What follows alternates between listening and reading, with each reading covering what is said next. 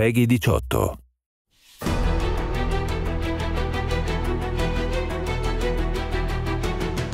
When a game gets announced, your first feeling is, okay, are people going to like this? Are people going to get excited about this? You've got a secret. You know, a little bit of a secret, and you want to share it with everybody because everyone can be super excited once it comes out. The atmosphere in the office is just incredibly hectic. I had a little bit of anxiety because that's normal, because that's what happens when you're about to announce something.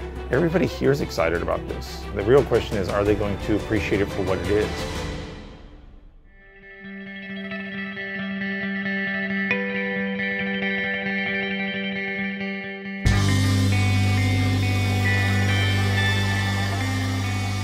The things that we think about and get really anxious about in the continuation of, you know, such a big franchise like Borderlands is always are we providing something in the game that fans are going to react to and want? Sometimes I'm a little nervous that people will look at this and say, why isn't it Borderlands 3? Because we wanted to tell more stories that take place in the world that's here. And also between Borderlands 1 and Borderlands 2, we're trying to give them something for everyone who still has their consoles and still wants to play more Borderlands, you know? I have no idea. Because I know we wanted to do something with the Bandit Bus. That was always the intent there, was that they made something.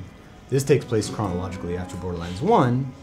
That could literally be the blue bus from Borderlands 1. They just stole it, or however. Okay. The idea that they somehow got a hold of that bus and then threw bandit crap on top of it is pretty good. The idea for the pre-sequel basically came about where Randy Pitchford worked something out with 2K where we wanted to make another Borderlands game, but also wanted to be able to work with 2K Australia to make it, basically, something that we wouldn't make entirely internally. They'd finished up BioShock Infinite, and they had some bandwidth. They wanted to know what their next big adventure was. We felt like there was just a lot more that we could be doing in the Borderlands universe, and the idea of another standalone experience had come up. It really came from a sort of mutual momentum to the logical place of what can we do that would be fun and cool, tell a cool story, and let us work with these really great guys in Australia.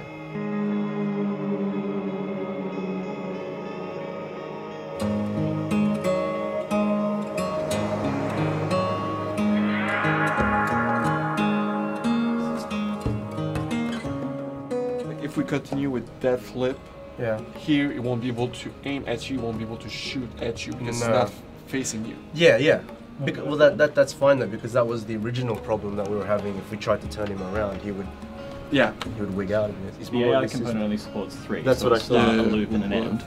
So unless Pat codes in something specifically for it to support 4 animations, so it looks good, we need it in 3 parts. But that's why I was saying you could... 2K Australia was actually formed as Irrational Games Australia way back in 1999. We're celebrating our 15-year anniversary this year, same as Gearbox. It's a kind of a funny coincidence. We just kind of wrapped up 10 years of development on BioShock 1, 2 and BioShock Infinite last year, and that's when we came about working on this game, Borderlands, the pre-sequel. The way it generally works is I think a lot of the design and narrative stuff is handled over here. We have a lot of really talented art guys over in Dallas who handle a lot of the direction, which we then kind of implement over here.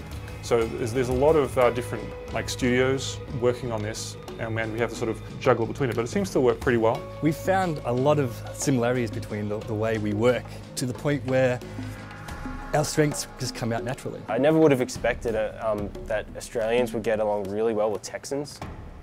There's just something between our 2 studios. We seem to get each other pretty well. It's very important that we reach our goals every week, because at this point there's nothing that we can say, oh, well, we keep it for later, we'll see that later, because there won't be any later. If there's a time in the project where everybody needs to give everything, it's right now.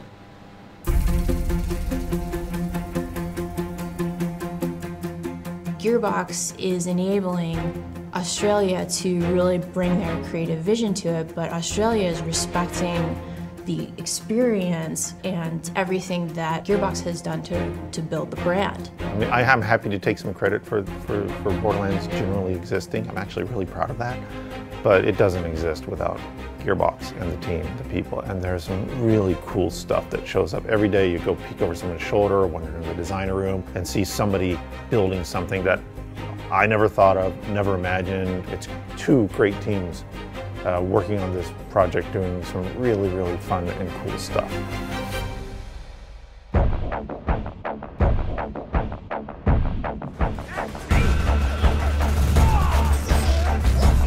Between between Borderlands 1 and Borderlands 2, we have this really interesting story that we've never told. There are a couple of quests in this game that are just ridiculous. In Borderlands 1, the moon is a solid piece of rock. In Borderlands 2, it's all cracked and damaged. There's a space station up there. Handsome Jack is taking charge. It's fun delving into his character and getting to see another side of Jack and understand his story. I'm super stoked to bring that story to the players.